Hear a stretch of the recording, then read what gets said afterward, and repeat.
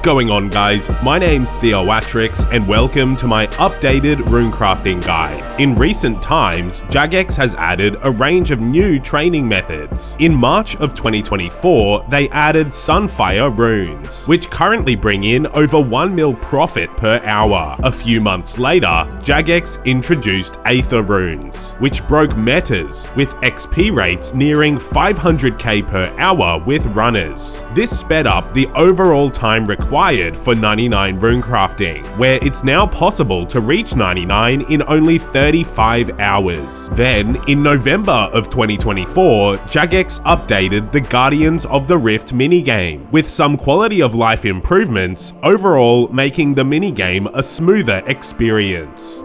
With the runecrafting skill, you unlock some of the best skilling moneymakers in the game. Like, with 77 runecrafting at the True Blood Altar, you can get close to 2 mil profit per hour. Then at 95 runecrafting, Wrath runes currently bring in 2.5 mil an hour. Money aside, runecrafting can be used to passively train other skills. You gain around 1 million mining and 1 million crafting XP on your journey to 99 runecrafting on Zeah, or you could gain about 1.5 mil mining XP from the Daeyalt Essence to reach 99. There's also a lot of magic XP gained from teleporting with certain methods. Another reason to train runecrafting is to complete quests, and there are currently 7 different quests with a runecrafting level requirement, with the highest being Desert Treasure 2. This means you need level 60 runecrafting to get the quest cape, and you need 91 runecrafting for the achievement diary cape.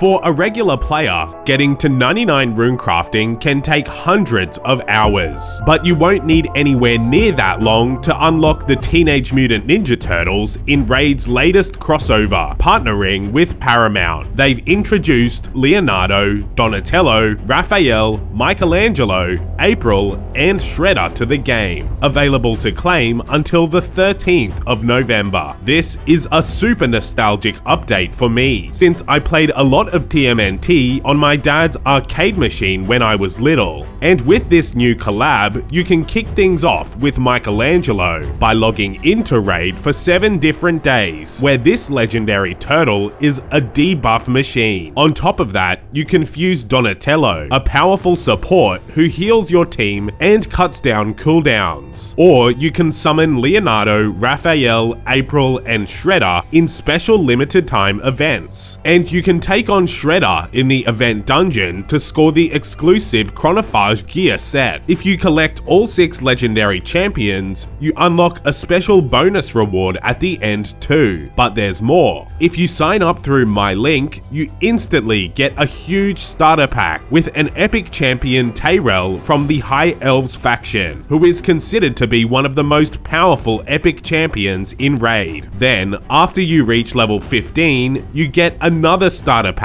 if you used my link, with the epic champion Rector Drath, and she's one of the best support epics. New players to Raid can also pick from 5 legendary champions by entering in promo codes, with Green Warden, Alice the Wanderer, Tyranirak, Tholen, and Sun Wukong. You can only pick one of these champions, so choose wisely. Once you're in, come and find me under the name Theoatrix.OSRS, and you should join my clan named Theoatrix RS. So to get started on Raid with the new Turtles crossover, download today by clicking the link in the description or scanning the QR code on the screen. With my starter packs, you get a massive head start in Raid, so there's no better time to try it out. Thanks to Raid for sponsoring this video. When training runecrafting, there's a range of important unlocks that will greatly benefit your leveling. The first unlock is essence pouches, where these allow you to carry more essence per inventory, and they can be obtained in 2 different ways. One way to get them is by defeating monsters in the Abyss, and this requires the Rune Mysteries quest and the Enter the Abyss mini quest. I'd suggest fighting abyssal leeches in the area near the ALR fairy ring, and these leeches have a 1 in 42 chance of dropping a pouch, dropped in order from smallest to largest.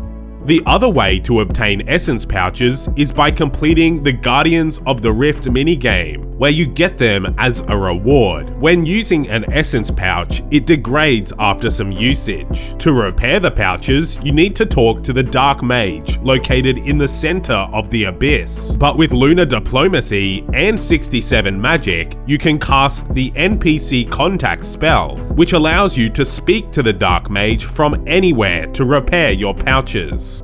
There's a range of other useful unlocks from the Guardians of the Rift minigame, and in order to access Guardians, you do need to complete the Temple of the Eye quest. With that, you can get the Raiments of the Eye set, and wearing the entire robe set gives you 60% more runes when runecrafting, essentially boosting your GP per hour by 60%. From Guardians, you can also get the Abyssal Needle, which is used to make the Colossal Pouch, and this no longer has an 85 runecrafting requirement, and it now scales to your level. Level 25 runecrafters can get 8 extra essence, scaling up to 40 at level 85. At this level, it essentially combines all of the essence pouches plus holds an extra 10 essence, making it an essential unlock for most runecrafting methods. Another very important runecrafting unlock is the ability to use Daeyalt Essence. This can be used to get 50% extra XP compared to regular Essence. Although, to access the Daeyalt Mine, you do need to complete the Sins of the Father quest, and you also need 60 mining. As a whole, using Daeyalt Essence means less clicks for 99 runecrafting, since mining Daeyalt is very AFK with 60-second AFK intervals, but it does take slightly longer to reach 99 runecrafting when using Daeyalt, but not much longer, although the main difference is the AFK aspect of it.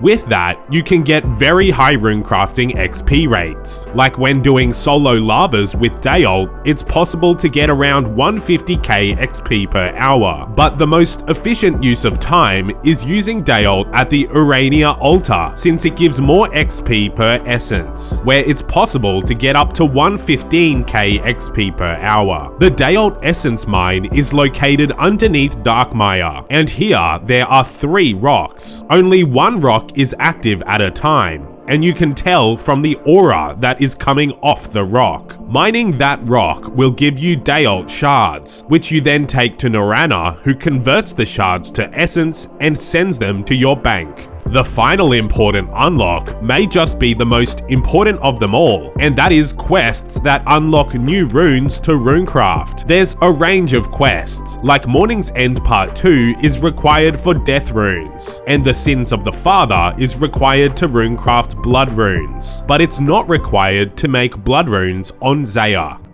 Alright, now I'm going to show you some example pathways to 99. Then I'll explain in depth how to do each method. Starting off, the fastest pathway to 99 with and without runners. Firstly, with runners, it's possible to reach 99 in 35 hours, but at a massive cost of 2.8 bill. The pathway involves making Tiaras until level 23, then lava runes with runners to 90, and then aether runes with runners to 99. That's obviously very expensive. So the fastest pathway to 99 without runners is this. It's quite similar to the fastest with runners, except the XP rates are about a third of the rate. Also, aether runes aren't as fast as solo lavas, so you'll spend the entire time from 23 to 99 doing lava runes. Overall, 99 is going to take about 137 hours, and that's the fastest possible way to 99 runecrafting without paying runners. In total, the cost for 99 this way is about 1 mil, so much cheaper. So those were the 2 fastest pathways to 99, but here I have my recommended pathways to 99, with Guardians, Ourania, and Zeah Runecrafting. Guardians is going to take a minimum of 230 hours for 99, with a decent profit too, whereas Daeyalt at the Ourania Altar takes about 150 hours of runecrafting and about 100 hours of mining Daeyalt, for a total of 250 hours for 99. Or at 77, you unlock semi-AFK Zeah Blood Runecrafting, which is going to take around 300 hours doing blood runes, then soul runes, and it also brings in the most profit out of these methods. It's also worth noting that there are some profitable pathways to 99 as well, including making True Bloods to 99, or Death, Aether, or Wrath runes. All of these methods will bring in over 100 mil profit on your journey to 99, and I'll go into more depth about each method shortly.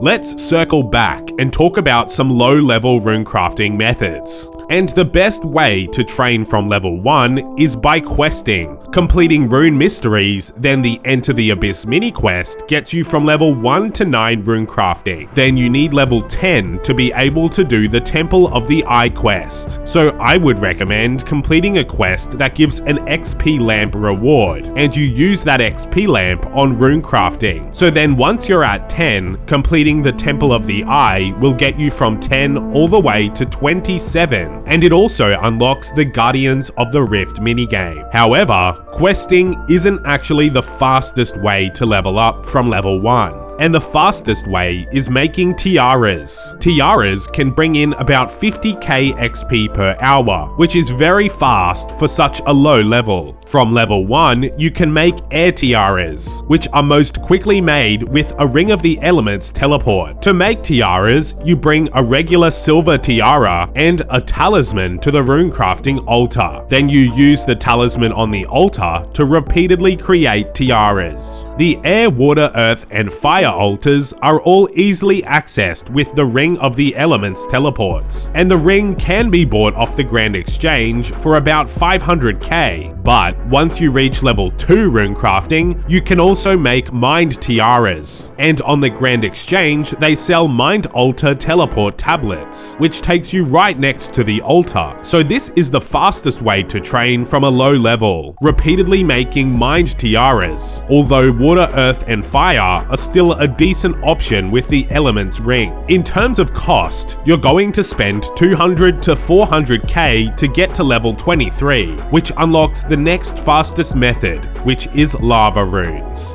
And that leads me onto the next section of this video, where I explain how to do the fastest methods in the game. And firstly, the absolute fastest, which is hiring runners, involves standing at the runecrafting altar with players trading you essence as fast as possible. Currently, it costs 10 to 15 mil per hour per runner, and to get the fastest XP rates in the game, you're looking at over 40 mil an hour with 4 runners. To train with lava and aether runes, you do need Magic Imbue to get these XP rates. Magic Imbue requires Lunar Diplomacy and level 82 magic. For lavas, you need a Steam Staff, Astral Runes, and Earth runes. And at all times, you'll need to be wearing a binding necklace, which the runners will give you when yours runs out. I've personally used the Essence Running Discord server to find runners, and I'm not being paid to say that. It's a server I've tried and used, so I've linked it in the description. Then for lavas, you get ready with the runners at the fire altar, and it involves casting Magic Imbue,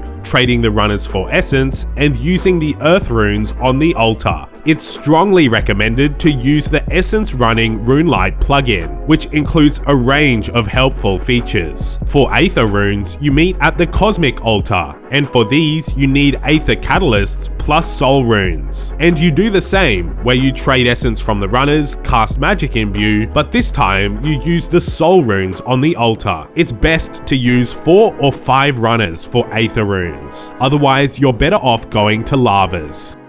So those were the fastest ways to 99 runecrafting. but that was using runners, and it costs a lot of money. So the fastest without runners is traditionally runecrafting combination runes. In terms of the fastest solo runecrafting methods, it's lava runes from 23 to 99. Your XP rates scale from about 35k all the way up to nearly 100k per hour, and that's with regular essence. With Daeyalt, you earn 50k to 150k per hour during the time that you're runecrafting, but do keep in mind that it takes time to gather enough Daeyalt for an hour of runecrafting. To get the max XP rates with this method, it really requires the larger pouches or the Colossal Pouch. Then the method involves using the Ring of the Elements teleport to the fire altar. Then you use Magic Imbue with a binding necklace to create lava runes. There's a range of combination runes similar to lava runes, which provide very high runecrafting XP rates, including mud, smoke, steam, mist, and aether runes.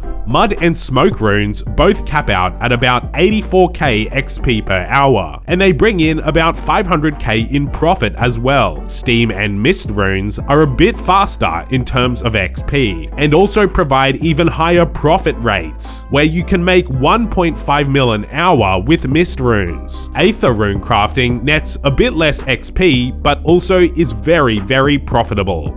So those were the solo essence runs. But there's one more method I haven't explained that fits into the fastest section, and that is making eternal boots. This requires 60 runecrafting and 60 magic, and the entire method involves just using eternal crystals on infinity boots. For every eternal boots that you make, you get 200 runecrafting XP, but it can be a massive loss in GP depending on the grand exchange. As a whole, I don't recommend this method at all, and it's also very hard to maneuver since the GE buy limits don't favor it, but it is possible to get 350k runecrafting XP per hour this way.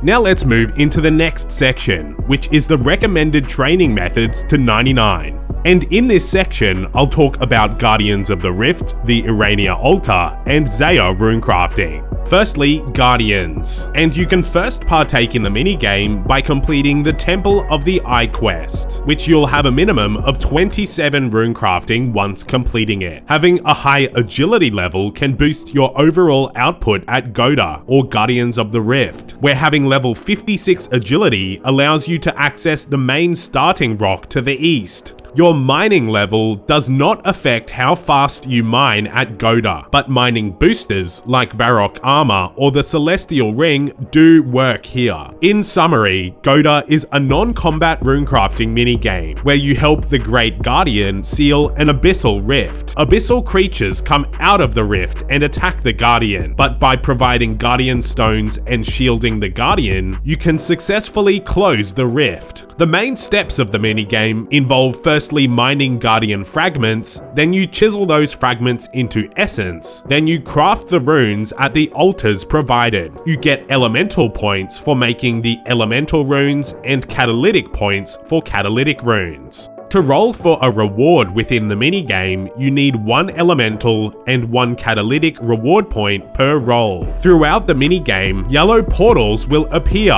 where you can enter them to mine essence. And to know when those portals are coming, plus for a range of other quality of life improvements, you should install the Guardians of the Rift Runelight plugin. In terms of items required, all you really need is a pickaxe, but it does help to have essence pouches along with a rune pouch with runes for NPC Contact. You can optionally bring binding necklaces and runes to make combination runes for more XP and points. And if you have an abyssal lantern, you should use U-logs for the point boosting effect. You can expect decent XP rates at Guardians, ranging from 20 to 70k per hour. At the same time, you get up to 6k crafting and 3k mining XP per hour too.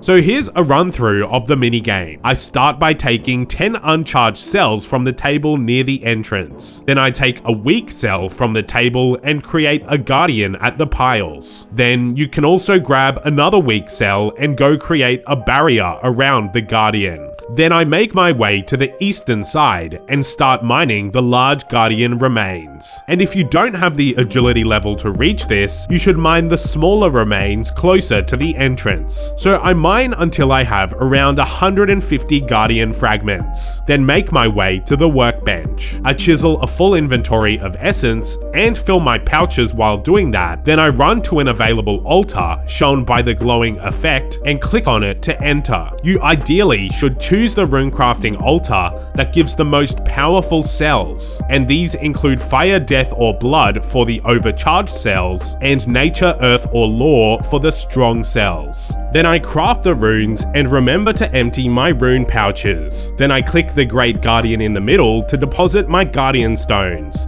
and I use a charged cell on a barrier. At that time, a yellow portal appeared, so I go in and mine the essence, filling my pouches as well. Then I run to the next altar and craft more runes. Then I return and hand in my guardian stones and repair the barrier. And if you're only using 1 or 2 essence pouches, you do have time to do another inventory of essence before the next portal appears. So the game continues, doing 1 or 2 inventories of chiseled essence and then 1 inventory from the yellow portal until the game ends. The next recommended training method I'm going to cover is the Ourania Altar, or also known as ZMI. This actually has no requirements, but it is recommended to have a decent defense level, and also having access to the Lunar Spellbook helps dramatically. And if you've completed the Kingdom Divided quest and have 96 magic, this method becomes a lot better with Spellbook swap into the Vile Vigor spell. In terms of XP rates, the Ourania Altar is similar to Guardians of the Rift, with XP rates ranging from 20 to over 70k per hour. But you can also use Daeyalt Essence at Ourania, which boosts your overall XP rate when runecrafting. From level 60 runecrafting all the way to 99, you'll need about 570,000 Daeyalt Essence, which will take a bit over 100 hours to mine. In terms of items, you need essence pouches, your rune pouch, and for runes, you need a dust battle staff with cosmic, astral, soul, and law runes in your rune pouch. But that's if you're using Vile Vigor, and without Vile Vigor, you can replace the soul and cosmic runes with just mind runes. And the mind runes or the cosmic runes are used to use the bank at Ourania. To set up an auto payment, you can talk to the banker and pick a rune from there. You should always use the Raiments of the Eye set if you have it, and wearing a defensive shield is helpful since you do get attacked while running the fastest way. If you don't have Vile Vigor, you also need stamina potions, and a ring of endurance and graceful can help here. Now I'll take you on a run through of Ourania, and I'll be using the Ourania teleport spell, the NPC Contact spell, Spellbook swap, and Vile Vigor. So I start at the bank with a full inventory and full pouches of essence. Then I run to the altar by clicking on it while zoomed out. Then when I make it to the altar, I craft the runes, empty my essence pouches, and ensure they're completely empty. Then I teleport to Ourania with the teleport spell, and I click towards the ladder or on the altar. And on the way there, I cast Spellbook swap to the Arceus spellbook and click on the Vile Vigor spell to replenish my run with prayer points. Then I restore my prayer points at the altar, then go down the ladder and bank with the banker and repeat. My final recommended method is runecrafting on Zeah with dense essence. This requires at least level 77 runecrafting for blood runes, or 90 for soul runes. And you also need 38 mining and 38 crafting. In terms of XP rates, you can expect about 35k per hour with blood runes, and a bit over 40k per hour with soul runes. Regarding items, all you really need is a pickaxe and a chisel, and the type of pickaxe does not matter. Bringing the Raiments of the Eye set will increase the overall profit, and this method is quite profitable, but I'll explain more about that in the profitable section. Having a higher mining level decreases the chance of the mining rock depleting, and the medium Kurand achievement diary gives a chance of mining double the essence. It's also recommended to have at least 73 agility to be able to use the shortcut to access the dense essence rocks. This is a full run through of training with blood runes, then soul runes. For bloods, you start by mining and chiseling a full inventory of essence blocks. Then you run to the dark altar to the northwest and turn them into dark essence. Then you run back to the mining area and chisel the dark essence on the way back. Then you refill your inventory with dense essence, which takes a few minutes. Then I exit the mining area and run west, then east, all the way to the blood altar. Here, I click the altar to craft the runes, then I chisel the dark essence, and once that's done, I click the altar again to craft the rest of the runes. Then I run back to mine more dense essence, where there's a level 73 agility shortcut, and I repeat this process. For soul runes, the process is the same, where I mine 2 inventories of dense essence and use it at the dark altar with 1 inventory chiseled. Then I run to the east this time, and follow the path around until I reach the soul altar.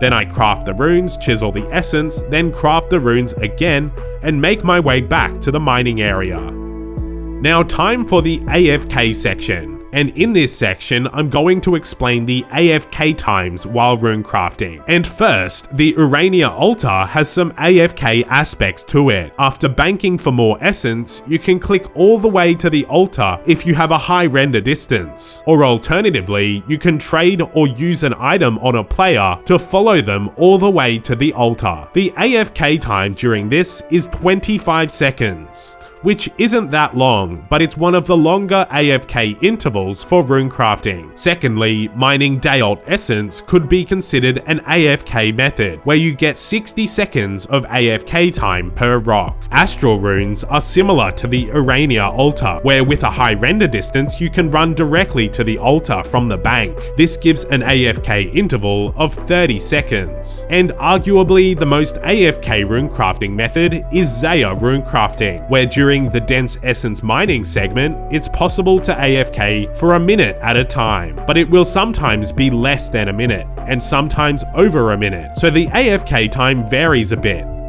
Now let's talk about the profitable runecrafting methods.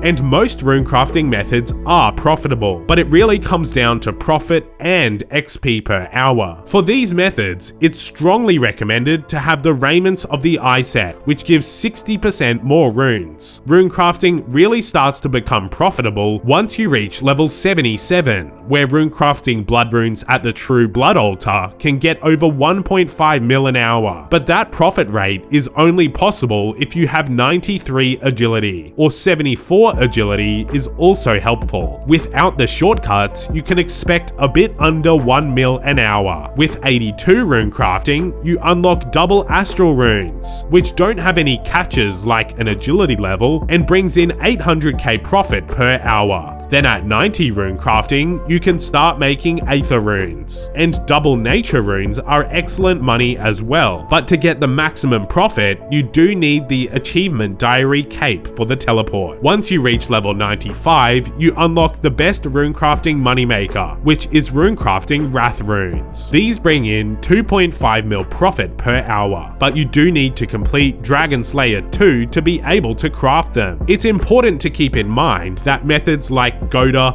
the Ourania Altar, and Zeah Runecrafting all bring in a profit as well. Per hour, you can expect 200 to 800k in profit at Guardians, and 100k to 300k at Ourania, and with Zeah Runecrafting, it's 400k for Bloods and nearly 900k per hour for Soul Runes. As an Ironman, runecrafting training has a few key differences. With the need to gather your own essence, there's a variety of ways to get a lot, mostly through bossing like at Zulrah, and through Slayer and raids. But there's also the Scar Essence mine for getting essence. And you can also get extracts, which increase the amount of runes you get when runecrafting. The training methods though are much the same as the ones I've already shown in this video. Questing is still the fastest at a low level, and there's Guardians, Ourania, or Zeah Dense Essence. At Guardians and at Zeah, you obtain essence throughout the activity, so you don't need to go out and get your own essence. Anyways, that was my updated level 1 to 99 runecrafting guide. If you missed anything, there are detailed timestamps in the description below. If you enjoyed this video, be sure to leave a like and subscribe for more old school content. Be sure to download Raid by clicking the link in the description for a massive head start. Thanks for watching.